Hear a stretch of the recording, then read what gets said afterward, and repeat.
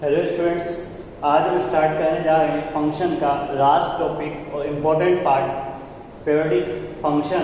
ठीक है, periodic function होता क्या है इसके बारे में बात करते हैं। पीरियोडिक फंक्शन या फिर इसे ये भी कहते हैं periodicity of function.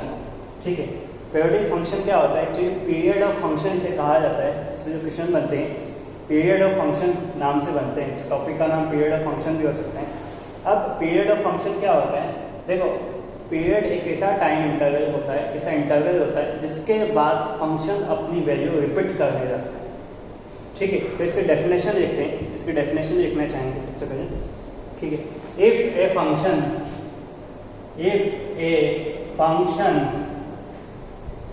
F x repeats its value after a particular interval, ठीक है, then this interval is called period of function. ठीक है, पीरियड ऑफ फंक्शन। आप देखो, पीरियड को मैं टी से नोट करता हूं, तो अगर ये वाली कंडीशन है F x plus T, function में कुछ वैल्यू पुट कर ले, वापस वही फंक्शन आ जाता है, तो हम कहेंगे T is the period of function. और टी के लिए जो कंडीशन है वो कंडीशन में बिल्कुल साफ लिख देता हूँ। ठीक है, ये कंडीशन हमेशा ध्यान रखना। अगर कंडीशन कहीं वोलेट हो ही है, इसका मतलब फंक्शन पीरियडिक नहीं है या फिर जो पीरियड हम निकाल रहे हैं वो गलत है। ठीक है, टी के बारे में बिल्कुल फिक्स कंडीशन लिख रहा हूँ। टी इज मिनिमम, टी जो भी होगा वो बिल्कुल छोटा होगा। ठीक है, टी इज मिनिमम पॉजिटिव, ठीक है, पॉजिटिव होगा and independent of x. T के बारे में बिल्कुल फिक्स तीनों चीजें ध्यान रखना। टी जो होगा मिनिमम होगा, पॉजिटिव होगा, इंडिपेंडेंट ऑफ एक्स होगा। ये चीज ठीक है? ठीक है, अब कुछ पॉइंट लिख लेते हैं। पॉइंट लिखते रहते हैं, क्वेश्चंस भी करते रहेंगे। ठीक है, तो पॉइंट नंबर 1 इतना स्टार्ट होगा। पॉइंट के साथ ही हमारे क्वेश्चन करते रहेंगे। ठीक है, period of sine x, cos x, sec x, cosec x, चार फंक्शन जो है इनका पीरियड होता है इज 2 पाई। अब चाहे तो ग्राफ बना के देख लो, sine 2 pi plus x sine x के बराबर होता है। ठीक है, क्योंकि इनमें से किसी के फंक्शन को 2 पाई प्लस एक्स करूँगा, वापस एक्स की वैल्यू आगे ऊपर आएगा। ठीक है, अब यही बात मैं tan x और cot x की टर्म में करता हूँ, तो देखो लिखूंगा मैं period of tan x and cot x, ठीक है, इज पाई, क्योंकि 10 फर्स्ट पार्ट और थर्ड पार्ट में सेम वैल्यू देता है और सेकंड और फोर्थ में सेम ये इसी cot का है। ठीक है, अब अगर इनमें से तुम चाहते हो कि वेरीफाई करना है हमें, तो वेरीफाई कर देते हैं। साइन को वेरीफाई कर दूं, किसी भी एक को वेरीफाई कर देता हूँ, साइन को या टेन को। ठीक है, साइन को मैं वेरीफाई कर देता हूँ। ठीक है, अगर कुछ और वेरीफाई करना हो तो वो बिल्कुल इजी में कर सकते हैं, जैसे साइन का कर रहे हैं वैसे ही बाकी सब भी करेंगे। ठीक है, पर सारे वेरिफिकेशन करूँगा नहीं मैं। देखो, जैसे मैंने कहा था साइन का पीरियड कुछ 2 पाई होता है, तो हम तो क्या करेंगे, फंक्शन को ले रहा हूँ मैं साइन एक्स, और फंक्शन के डेफिनेशन के according F x plus T F x के इक्वल आना चाहिए। तो टी की वैल्यू अगर 2 पाई आ गई तो पीरियड 2 पाई हो जाएगा हमारा। तो देखो लिखूंगा sine x plus t is equal to sine x. ठीक है, इसे इधर लिखाऊंगा। देखो sine x plus t minus sine x is equal to sine c minus sine d. क्या आएगा? 2 cos x plus t plus x divided by 2 और sign t/2 सीधा सा लिख दूं, या तो ये 0 के इक्वल होगा या फिर ये 0 के इक्वल होगा। ठीक है, तो देखो लिखा हूं cos x plus t by two is equal to 0 और sin t by two is equal to 0। Trigonometry equation solve कर रहा हूँ और बात ये। ठीक है, अगर ये लिखूंगा तो ये लिखूंगा मैं odd multiple of pi by two. ठीक है, तो लिखूंगा x plus t by two is equal to odd multiple of pi by two. ठीक है, अगर t की वैल्यू में कुछ भी निकालूंगा तो देखो x आएगा साथ में। ठीक है, जो भी आएगा तो इन्फ्लेशन देखो एक काम करता हूँ पाई माइनस 2x ऐसे कुछ आएगा। t की वैल्यू इंडिपेंडेंट ऑफ x नहीं आई तो ये हमारे काम की चीज। अब देखो साइन 0 कहाँ पर होता है n पाई पे।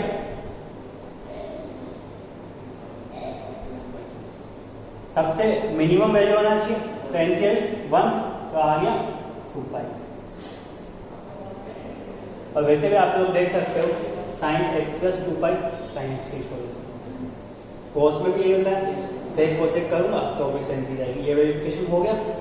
ठीक है, अब तो कोई डाउट नहीं है। अब आगे देखते हैं। ठीक है, आगे जो चीजें लिखनी है हमें वो देखते हैं। अगर कोई मुझसे कहे कि जैसे आप इस फंक्शन का पीरियड बताओ।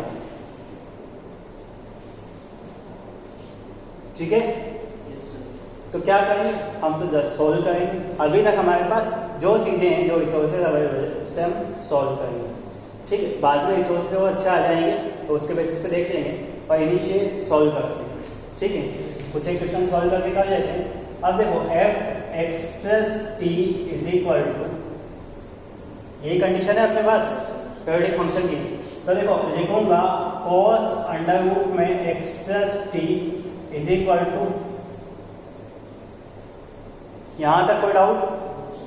तो देखो cos अंडर रूट में x प्लस टी माइनस का cos अंडर रूट x। अब देखो cos माइनस cos क्या होता है? ठीक है, तो लिखूंगा -2 साइन दिस प्लस दिस। ठीक है, डिवाइड बाय 2 और साइन रूट x।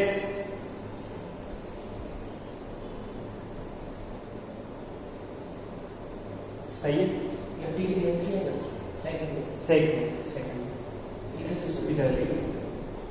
अब ठीक है, अब देखो मैं तो किसी चीज को n पाई के इक्वल करता हूँ, यही ठीक है, ये करना है। अब देखो मैं अगर लिखना चाहूँ तो ऐसे लिख सकता हूँ। एक काम करता हूँ, एक साथ लिख लेता हूँ दोनों को।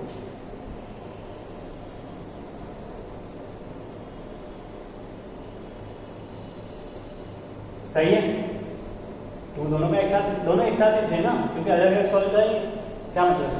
देखो अगर अब एक छोटी सी चीज देखनी है कि अगर मैं इसका स्क्वायर करूंगा तो अंडर रूट एक्स कुछ बचेगा। अगर किसी एक टर्म को उधर ले जाता तो भी देखो अगर a प्लस बी का होल स्क्वायर होगा a माइनस बी का होल स्क्वायर होगा, कुछ ना कुछ x तो बचेगा। x रिमूव हो नहीं रहा है तो इसका मतलब आंसर जो भी आएगा x की टर्म में आएगा। इंडिपेंडेंट ऑफ x नहीं आ रहा तो इसका मतलब ये फंक्शन जो है पीरियोडिक फंक्शन नहीं है। यहाँ पे लिख सकते हैं फंक्शन इज नॉट पीरियोडिक। देखो हर एक फंक्शन पीरियोडिक होगा इसकी हमने गारंटी नहीं दी, लेकिन जो होगा उसका हम पीरियड निकालेंगे। ठीक है, देखो एक सबसे छोटा सा सबसे अच्छा एग्जांपल पीरियोडिक फंक्शन का मेरे को जो देखने को मिलता है, ठीक है, उस फंक्शन को मैं नाम देता हूं फ्रैक्शनल पार्ट फंक्शन। ठीक है, पढ़ा हुआ है फंक्शन। हाँ, आप देखो कैसे। देखो अब अगर मुझसे कोई कहे कि ये पीरियोडिक फंक्शन है और इसका पीरियड निकालना है तो x plus t is equal to f x. ठीक है,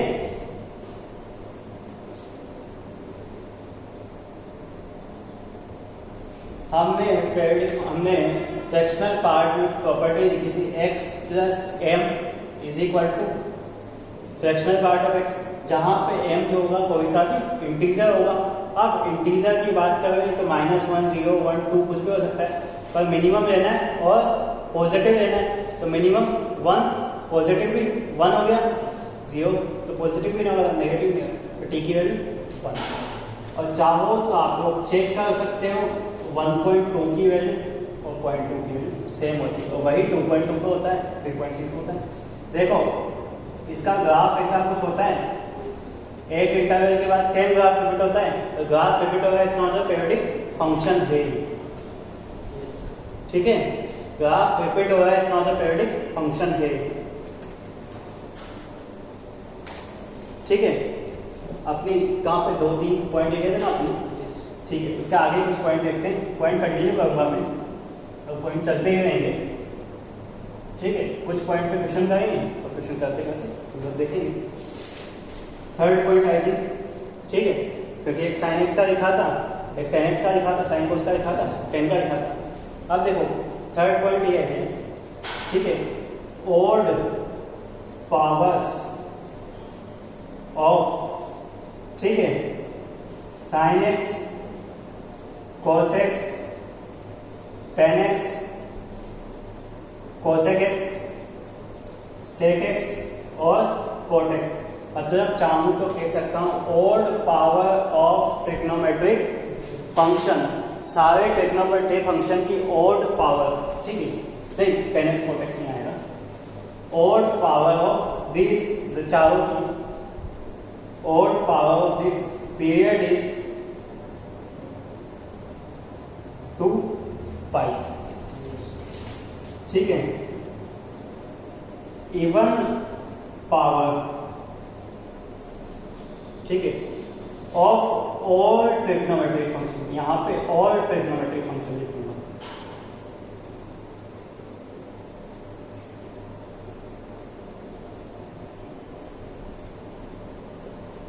पाई, ठीक है, ठीक है, इवन पावर लिखा है, लेकिन इवन पावर में ध्यान रखना पावर नॉट इक्वल टू 0 होना चाहिए, क्योंकि पावर 0 हो गई तो कांस्टेंट फंक्शन बन जाएगा। ठीक है, यहाँ पे लिख लो जो पावर होगी ना वो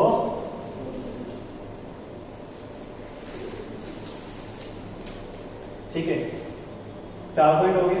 अब देखो mode sin x, mode cos x, mode tan x, ठीक है, और मोड कोई सा भी trigonometric function cosec x, sec x, cot x, ठीक है, ये कोई सा भी ट्रिग्नोमेट्रिक फंक्शन अगर मोड में आता है तो उसका पीरियड में सीधा सा लिखूंगा पाई। ठीक है, ये हो गया। टेंजेंट और कोट की ओड पावर हो, कुछ भी पावर हो, पाई, ओड पावर, पाई पाई, ठीक है, इवन पावर में सबके पाई और टेन और कोट की कुछ भी पावर हो। ठीक है, चाहे तो ऐसा लिख सकते हैं कि any positive index, any positive power of 10x cot x not equal to 0 is pi. ठीक है, अब देखो अगर ऐसा कुछ दिया हुआ है, ठीक है, if period of fx is t, given है पहले से, मतलब पता है। ठीक है, तो देखना कुछ पॉइंट लिख रहा हूं यहां पे। ठीक है, ये सारे पीरियड से रिलेटेड ही पॉइंट है, तो पीरियड ऑफ, देन यहां पे लिख देता हूं चाहूंगा, देन पीरियड ऑफ, ठीक है, fx प्लस माइनस k का पीरियड t ही रहेगा, प्लस माइनस कोई सा भी इंटीजर। ठीक है, अगर k किसी कांस्टेंट नंबर से मल्टीप्लाई कर देता हूं fx को, ठीक है, तो भी पीरियड हमारा t ही रहेगा। ठीक है, k 0 नहीं होना चाहिए, बाकी कुछ भी हो सकता है। c, अगर fx के साथ में kx अगर मल्टीप्लाई हो जाता है, x के जगह पे kx आ गया, तो पीरियड जो रहेगा t बाई पॉजिटिव k रहेगा, k is not equal to, इस पे क्वेश्चन कर दो। ठीक है, क्वेश्चन बहुत सारे करूंगा मैं, एक साथ ही लिख दूंगा सारे क्वेश्चन। ठीक है, अब देखो क्या कहना चाह रहा हूं मैं वो चीज समझते हैं, ये सारी चीजें। ठीक है, देखो जितने पॉइंट लिखे हैं सारे पॉइंट ध्यान में होने चाहिए, तब जाके हम आगे क्वेश्चन करेंगे। अब देखो कुछ फंक्शन दिए हुए हैं मेरे को। ठीक है, क्वेश्चन ऐसा है, find the period of following function. क्या है question? Find the period of following function. एक काम करता हूँ, इसे हटा देता हूँ, यहाँ पे लिख देता हूँ। ठीक है, आगे लिख दूंगा, थोड़ा ज़्यादा क्वेश्चन कर लेंगे हम। क्वेश्चन ये है कि find the period of following function. ठीक है, देखो इसका मतलब ये बिल्कुल नहीं है कि जो दिया हुआ फंक्शन है वो पीरियडिक है। कुछ फंक्शन ऐसे भी हो सकते हैं जो पीरियडिक ना हो, तो हमें उसके लिए देंगे पीरियड नॉट डिफाइन। ठीक है, सबसे पहला क्वेश्चन लिखता हूँ मैं, f x is equal to, ठीक है, F x is equal to sine x plus 3। ठीक है, मैं क्वेश्चन लिख रहा हूँ, एक साथ आंसर लिखूँ। F x is equal to mod of sine x, ठीक है, plus 9। Third, f x is equal to mod of cos 2x plus 3। Fourth, f x is equal to 3 cos, ठीक है, 5/3x। ठीक है, क्वेश्चन लिखो हम different type के।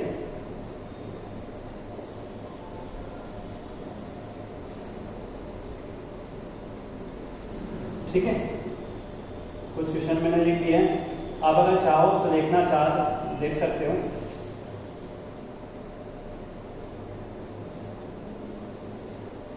ठीक है, एक काम करते हैं, पोस्ट करते हैं। ठीक है, अब देखो मैं कुछ क्वेश्चन का आंसर लिखता हूँ। देखो क्या किया है कि एफ एक्स प्लस माइनस क्या है, तो पीरियड टी रहेगा। साइन एक्स का पीरियड, तो इसका पीरियड और 2 पाई। ठीक है, 2 पाई, इसका पीरियड पाई। ठीक है, अब देखो cos, देखो मोड के अंदर अगर ट्रिग्नोमेट्रिक फंक्शन है, ठीक है, मोड के अंदर अगर ट्रिग्नोमेट्रिक फंक्शन है तो इसका कितना होगा, पाई। लेकिन x डिवाइड में आ रहा है, वैसे इसका पीरियड कितना था, पाई/2 हो जाएगा, पाई/2। ठीक है, इसमें तो कोई दिक्कत नहीं है। अब देखो इस 3 से हमें कोई दिक्कत नहीं है। देखो cos x का पीरियड कितना होता है, 2 पाई। तो देखो अगर मैं लिखना चाहूंगा इसका पीरियड 2 पाई अपॉन 5/3 तो कितना आएगा, यहाँ पे कोई दिक्कत। देखो इसका पीरियड अगर नेक्स्ट की बात करें तो इस पूरे का पीरियड कितना होता है, पाई। अगर पाई में लिखना चाहूँ तो पाई अपॉन में 3/2। ठीक है, और अगर इसका लिखना चाहूँ तो पाई/9 लिखूंगा। हाँ, यहाँ पे कोई डाउट, पीरियड निकालना आगे। ठीक है, अब आगे ये ठीक है ना, ये क्वेश्चन हो गए। अब इसके आगे की चीज पढ़ते हैं। ये तो बेसिक पीरियड के क्वेश्चन थे, बेसिक पीरियड के क्वेश्चन थे। अब इसके आगे की चीज हम लोग देखते हैं। ठीक है, आगे की चीज में लिखता हूँ, बहुत सारे क्वेश्चन हो गए। अगर देखो अब नेक्स्ट 6 पॉइंट के बाद 6 पॉइंट हो गए था अपने, 7 पॉइंट में लिखता हूँ। ठीक है, if period of F x, ठीक है, एफ एक्स का पीरियड जो है इस t1। ठीक है, and period of gx is t2। ठीक है, एफ एक्स और gx का पीरियड दिया गया है। Then period of f plus minus G, f into G और f बाई जी। ठीक है, इज, ठीक है, इज सीधी सी बात है एलसीएम ऑफ t1 एंड ठीक है, क्या करना है हमें, एलसीएम निकालना है। अब देखो एलसीएम लोगों को नहीं आता है तो एलसीएम में बताता हूँ एलसीएम क्या होता है। ठीक है, एलसीएम में छोटी क्लास वाला बिल्कुल नहीं बताऊंगा, ऐसा नहीं बताऊंगा 2 और 3 का एलसीएम क्या होता है। ठीक है, अब देखो एलसीएम क्या है, जो 10th क्लास की बुक में था उससे थोड़ा सा आगे 10th क्लास की बुक में पीछे मेंशन था क्या होता है। ठीक है, अगर कोई मुझसे कहता है कि एलसीएम निकालना है a/b और c/d का, ठीक है, एलसीएम देख रहे हैं तो एचसीएफ भी देख लेते हैं, वैसे एचसीएफ हमारे फंक्शन में कोई काम का नहीं है। ठीक है, एलसीएम देख लेते हैं, एचसीएफ भी देख लेते हैं। देखो अगर इसको मुझसे इसका एलसीएम निकालने को कहे ना तो मैं क्या करूँगा कि इसका एलसीएम का फॉर्मूला होता है एलसीएम ऊपर वाले दोनों का और नीचे वाले दोनों का HCF। ठीक है, ये फॉर्मूला होता है, ध्यान रखना। एलसीएम की बात है ऊपर एलसीएफ नीचे HCF, और HCF की बात है तो ऊपर HCF और नीचे LCF। ठीक है, जस्ट इजी है फॉर्मूला। ठीक है, अब देखो ये प्रॉपर्टी हुई, इस पे क्वेश्चन करें। ठीक है, इस प्रॉपर्टी पे हम लोग क्वेश्चन देखते हैं। ठीक है, जस्ट थोड़े से क्वेश्चन देखते हैं। ठीक है, अच्छा इजी टॉपिक है। ठीक है, जैसे अब देखो अभी तक हमने एक सिंगल फंक्शन निकालता है, 2 फंक्शन एक साथ लेते हैं। ठीक है, क्वेश्चन वही है, find the period of fx is equal to sine 2x/3 minus sine 3x/। ठीक है, साइन के कोस करता तो कोई दिक्कत नहीं है, साइन के कोस करता तो कोई दिक्कत नहीं। अब देखो मैं क्या करूँगा, इसको एक फंक्शन मान लिया, इसको एक फंक्शन मान लिया, एक का t1 एक का t2, पहले t1 t2 की वैल्यू निकालते हैं। अब देखो t1 की अगर मुझसे कोई निकालने को कहेगा, इसकी निकालने को कहेगा पीरियड की, तो पाई 2π/3/2 और 2π/3/2 नहीं, ये 2/2। ठीक है, अब देखो आई थिंक ये 6π, ठीक है ना, नहीं 2 से 2 कैंसिल हो गया, 3π, 6/2 में करने वाला था, ये कितना आएगा, हाँ यहाँ पे। ठीक है, अब अगर मेरे को ओवरऑल की वैल्यू निकालनी है तो क्या करना पड़ेगा, एलसीएम। यहाँ पे कोई डाउट? अब देखो नीचे दे सकता हूँ, यहाँ पे कोई दिक्कत नहीं है। ठीक है, यहाँ पे कोई दिक्कत नहीं है ना। अब अगर मैं बात करूँ 2π/3 और 4π/3, ठीक है 3π/2, ठीक है कोई दिक्कत नहीं।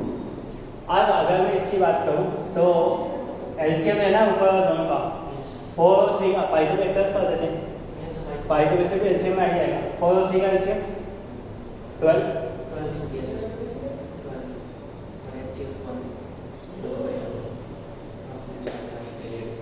ठीक है, 12 का हमारा पीरियड आ गया इस फंक्शन का।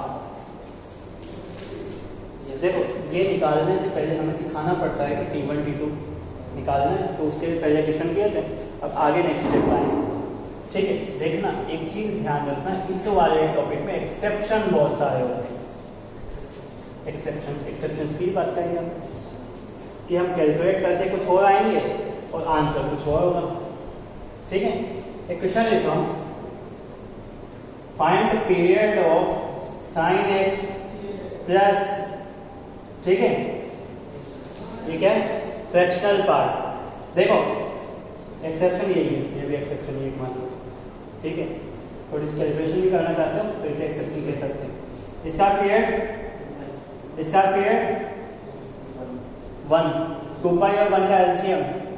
देखो 2π जो है पाई के बारे में पता हो तो पाई को लिखते हैं 22/7। ठीक है, पर गलत है एक्चुअली। पाई के बारे में बिल्कुल साफ साफ लिखा हुआ है कि पाई जो है एक इरेशनल नंबर है और 22/7 रेशनल नंबर है, तो पाई और 22/7 एक जैसे होते ही नहीं। अब ये इरेशनल नंबर को किसी से भी मल्टीप्लाई कर दो, रेशनल बनेगा नहीं, ये रेशनल बनेगा नहीं, ये रेशनल बनेगा नहीं, दोनों कॉमन कुछ आएगा नहीं, तो पीरियड के बारे में यही कहूँगा, नॉट डिफाइंड, या तो फंक्शन इज नॉट पेरियोडिक। ठीक है, ध्यान रखना pi is not equal to 22/7 पर हम मान के चलते हैं। ठीक है, बहुत सारी चीज़ें होती हैं, पढ़ाई जाती है, पढ़ते भी हैं, गलत भी होती है, क्या कर सकते हैं। ठीक है, 2 cos 3x माइनस पाई 5 और प्लस मॉड साइन 6x। ठीक है, अब दो फंक्शन है, अब दोनों फंक्शन का पीरियड कैसे डिफाइन करेंगे। तो देखो इस फंक्शन के पीरियड की बात करूंगा। ठीक है, 2 पाई x का कोफिशिएंट, क्योंकि पीछे वाले से मतलब नहीं है। ठीक है, अब इसके पीरियड की बात करूंगा। यहाँ पे कोई दिक्कत, ये कितना बना। ठीक है, एलसीएम की अगर बात करेंगे, ठीक है, एलसीएम की अगर बात करेंगे तो देखो दोनों का एलसीएम और दोनों का एचसीएफ। एलसीएम कितना आएगा, ऊपर दोनों का एलसीएम, नीचे का एचसीएफ 3, तो पीरियड आ गया। इजी है। ठीक है, ठीक है, एक क्वेश्चन लिखते हैं। अच्छा ठीक है, क्वेश्चन ये है, लिखो ये question. If period of fx is 4 पाई, ठीक है, fx का पीरियड दिया हुआ है कितना, 4 पाई। ठीक है, एंड नहीं where fx is equal to sine nx upon sine x by n। ठीक है, then find value of n।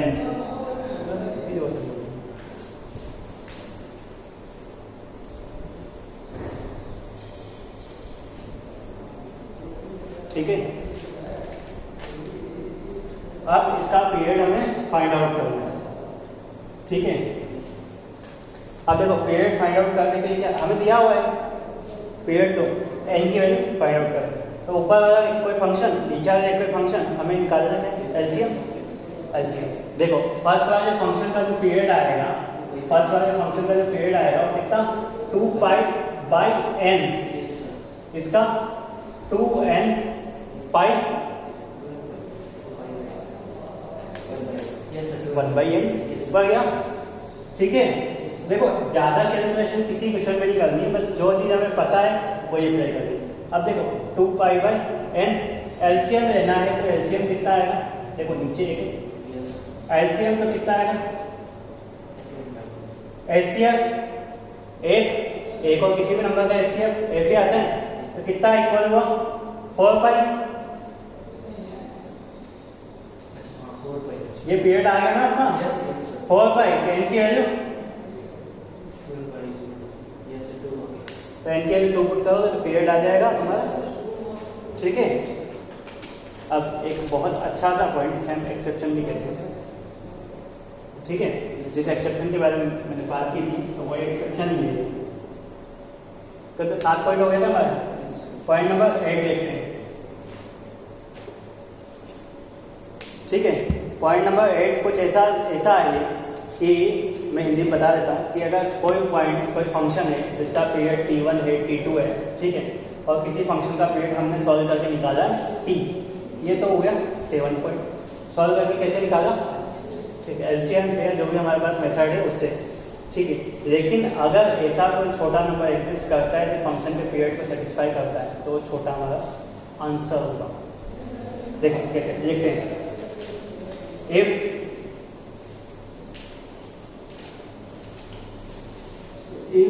period of f plus minus g, f into g and f by g is t। देखो पहले 7 point में complete लिख दिया। ठीक है, अगर किसी भी फंक्शन का पीरियड t है, ठीक है, and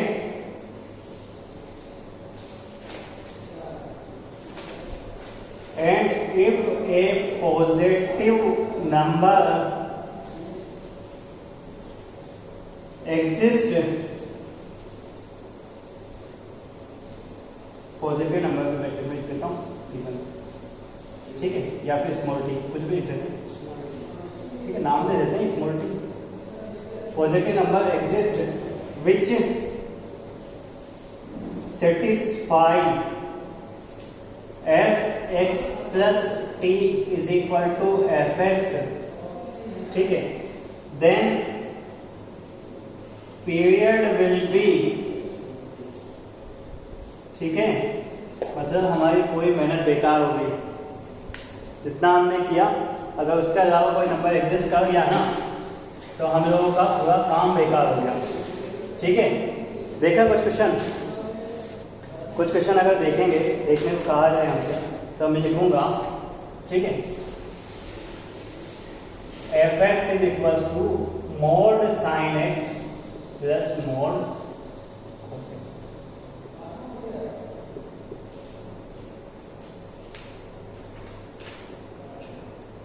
ठीक है। अब अगर ईमानदारी से सॉल्व करते हैं तो इसका पीरियड मुझसे कहा जाए तो मैं पाई कहूँगा, और इसका पीरियड मुझसे कहा जाए तो मैं पाई कहूँगा, और एलसीएम निकालूंगा तो ऑब्वियसली कितना आएगा, पाई। यहाँ तक कोई दिक्कत, ठीक है। पर मेरे दिमाग में आया क्या पता मैं कुछ और भी ट्राई करके देखूँ, ठीक है, तो मैं सोच रहा हूँ कि इसका हाफ π/2 ट्राई करके देखूँ, तो मैं क्या करता हूँ fx प्लस π/2 करके देखूँ। अगर वापस fx आ गया तो अपना π/2 पे, ये तो पाई तो है ही सी, ठीक है। देखो साइन x प्लस π/2 और प्लस cos x प्लस π/2, यहाँ पे कोई दिक्कत, ठीक है। Sine x plus π/2 cos x, ये कितना आएगा माइनस का, लेकिन माइनस से हमें क्या मतलब, मोड है ना, वापस fx आ गया, मोड है ना, इससे माइनस से कोई मतलब नहीं, तो फंक्शन क्या आ गया, fx आ गया। Now period of fx is, ठीक है, ये कहलाता है एक्सेप्शन, ठीक है। सॉल्व करके कुछ और निकाला, आंसर कुछ और है।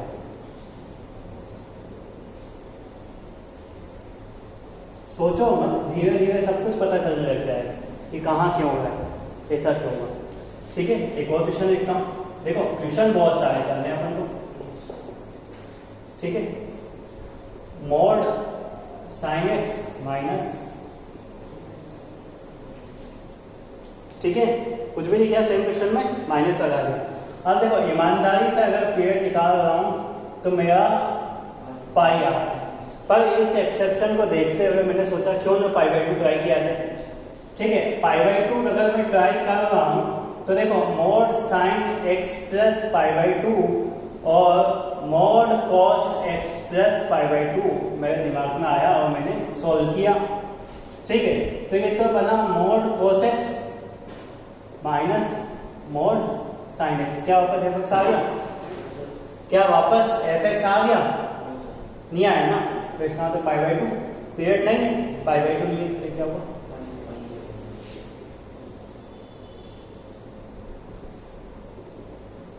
हाँ ठीक है, एक्सेप्शन दिखा। देखो एक और क्वेश्चन, ठीक है। पीरियड ऑफ फंक्शन में लगभग सारे क्वेश्चन हम लोग यहीं पे कर लेंगे। Question fx is equals to cos sin x plus sin cos x, cos sin x plus cos x करना है, थोड़ा सा अभी sin x sin cos x भी कर लेंगे, ठीक है, यहाँ पे ठीक है। अब अगर ईमानदारी से मैं पीरियड निकालता हूँ, ठीक है, देखो इस वाले साइन का साइन 2 इस वाले कॉस का, और कितना आ रहा है 2 पाई, और हमारा आ रहा है जैसे जस्ट रैंडमली हमने कह दिया 2 पाई आ रहा है, ठीक है। अब एक थोड़ा सा मैं ध्यान से देखता हूँ इसे कि अगर कोस के अंदर नेगेटिव भी आ जाए तो कोस हैंडल कर लेगा। कोस के अंदर एबिलिटी है नेगेटिव हैंडल करने की, क्योंकि कोस इवन फंक्शन है, ठीक है। अब अगर साइन की जगह देखो यहाँ पे साइन है, यहाँ पे कोस है, अब मैं बाहर वाला चेंज नहीं कर रहा हूँ, ठीक है। साइन के कोस आ जाए, कोस के भी साइन आ जाए तो ठीक है ना। एक काम करता हूँ पाई/2 कर करते हैं, ठीक है। कोस साइन x प्लस पाई/2, देखो नेगेटिव तो बाहर वाला एंटर कर लेगा, अंदर वाले में जो चेंज हो रहा है तो हम देखते हैं, ठीक है। अब देखो ये क्या बना, कोस sign x cos cos x plus cos minus of sine x बनेगा ना, लेकिन ये एंटर कर लेगा आ गया फंक्शन, तो पीरियड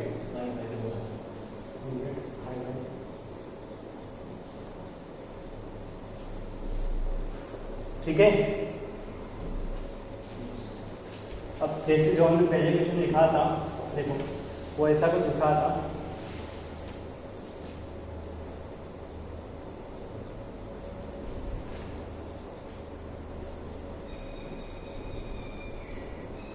ये ठीक है, देख सकते हैं, ठीक है। अब अगर देखें तो इसका पीरियड 2 पाई, इसका पीरियड 2 पाई, तो सबसे बड़ी चीज साइन नेगेटिव हैंडल नहीं कर पाएगा, साइन नेगेटिव हैंडल नहीं कर पाएगा, माइनस बाहर फेंक देगा तो फंक्शन हमारा पूरा चेंज हो जाएगा। तो देखो अगर मैं पाई पे भी बात करता हूँ, sine pi plus x negative sine देगा, नेगेटिव साइन इसे दिक्कत कर देगा, ये भी नेगेटिव देगा, दिक्कत कर देगा दोनों, ठीक है। अगर 2 पाई पे बात करें, देखो अगर पाई/2 पे बात करता हूँ, पाई/2 पे बात करता हूँ तो भी मेरी दिक्कत हो जाएगी, क्योंकि इधर साइन इधर कोस, ठीक है, चेंज हो जाएगा। तो अगर मैं 2 पाई पे बात करूँ, ठीक है, 2 पाई पे बात करूँ तो साइन साइन ही रहेगा, कोस भी कोस रहेगा, होगा आ जाएगा। अगर पाई पे बात करूँगा तो क्या होगा, ये नेगेटिव देगा, जैसे ही नेगेटिव देगा दिक्कत हो जाएगी ना, दिख रहा है। अगर चाहो तो fx प्लस पाई करके देख लो, वो इसके इक्वल नहीं आएगा, fx प्लस 2 पाई करके देखोगे तो बिल्कुल कोई भी चेंज नहीं होगा, इसका पीरियड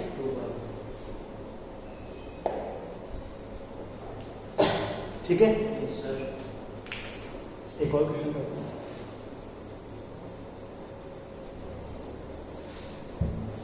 ठीक है, 1-2 क्वेश्चन हो गए।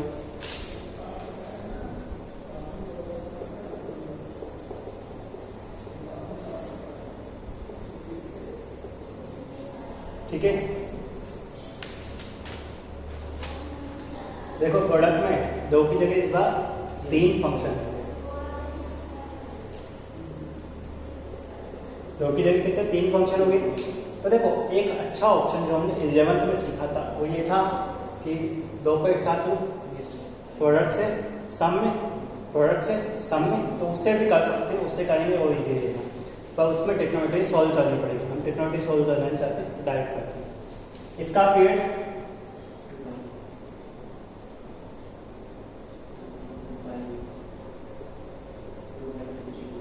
हाँ, यहाँ पे कोई दिक्कत, ठीक है ना, ये कैसा है ये मत पूछो, एलसीएम, ठीक है। देखो एलसीएम देते हैं, देखना कितना आया ऊपर का 2 पाई, नीचे का हमारे बाई एलसीएम आंसर है 2 पाई। यहाँ पे कोई दिक्कत, ठीक है। क्या 2 पाई इसका पीरियड होगा, चेक करके देख सकते हैं, चेक करके देखो 2 पाई तो सही है, पर अगर इससे छोटा कोई नंबर मिल जाता है, देखो अगर पाई/2 अगर मिल जाऊंगा तो साइन कोस में चेंज हो जाएगा, कोस जो है साइन में चेंज हो जाएगा, दिक्कत कर देगा, हमें चाहिए नहीं, हमें कोस का कोस ही चाहिए। पाई के बारे में बात कर सकते हैं एक बार, पाई तो चेक करके देख सकते हैं, fx प्लस पाई, तो देखो कोस x प्लस पाई, कोस, ठीक है, ठीक है, 2 बाहर, ठीक है, और ठीक है, नहीं x प्लस 2 पाई आएगा,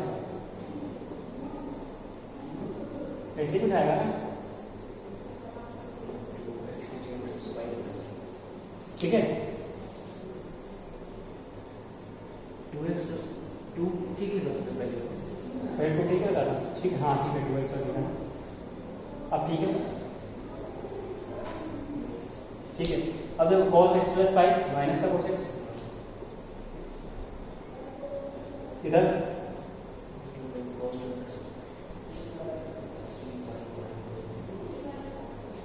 अब थर्ड पॉइंट में आया तो आ गया।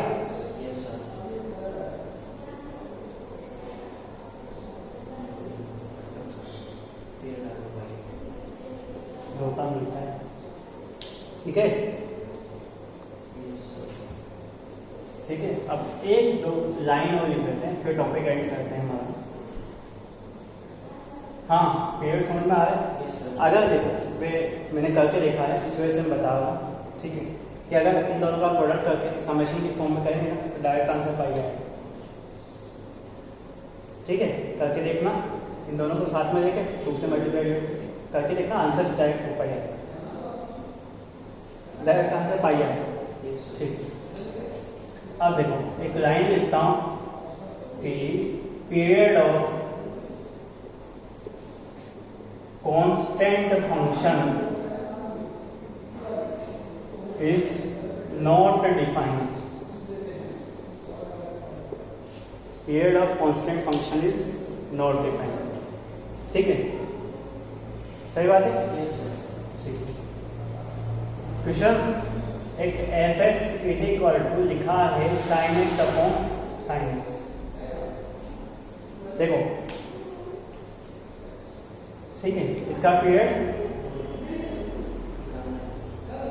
निकालना, अगर है तो निकालना, नहीं है तो नहीं निकालना, नहीं निकालना तो है, कह देंगे नॉट डिफाइंड, ठीक है। अब देखो इसका दिख रहा है, वैसे आंखों से देखोगे तो दिखेगा sin x upon sin x 1, तो पीरियड कांस्टेंट हो गया, तो इसका मतलब नॉट डिफाइंड, ठीक है। ये तुमने कहा, ठीक है, वो गलत है। इसको मैं 2 पार्ट में डिवाइड करता हूँ। 1 में लिख रहा हूँ जब x is not equal to n pi, n pi होगा, अगर n पाई होगा तो 0 बाई, तो x is equal to n pi पे मैं इसकी वैल्यू भी नॉट डिफाइन बोल दूंगा, मैं 0/0 को कुछ नहीं बोलता, बोल सकते हैं नॉट डिफाइन, ठीक है। अगर मैं इसका ग्राफ बनाता हूँ, ठीक है, तो 0 पे वैल्यू कितनी है, नॉट डिफाइन, पाई पे वैल्यू नॉट डिफाइन, तो हमें पता नहीं, 2 पे वैल्यू, 3 पे वैल्यू, 4 पे, 5 पे, ऐसी -1। अब अगर ग्राफ से तुम्हें पेरियोडिसिटी चेक करनी आती है तो देखो 1 आई, ये ग्राफ बाकी सब जगह बना रही है। अब इसके ग्राफ की बताओ पीरियड किस पर्टिकुलर इंटरवल के बाद रिपीट होगा, 1 के बाद रिपीट होगा, तो पीरियड